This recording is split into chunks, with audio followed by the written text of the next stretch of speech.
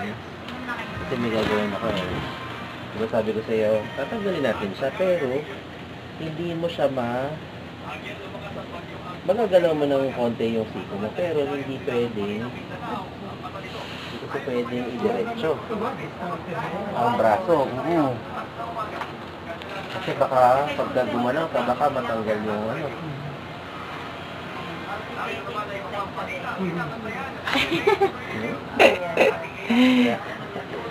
Siya sa kilikili mo.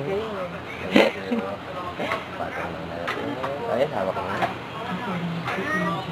Diyan kulong yun ako. Hindi ka naman ano. Nandiyan naman sila. Sige, pakita ko muna sa'yo para hindi kang kabahan. Hindi naman yan nakakasugat eh.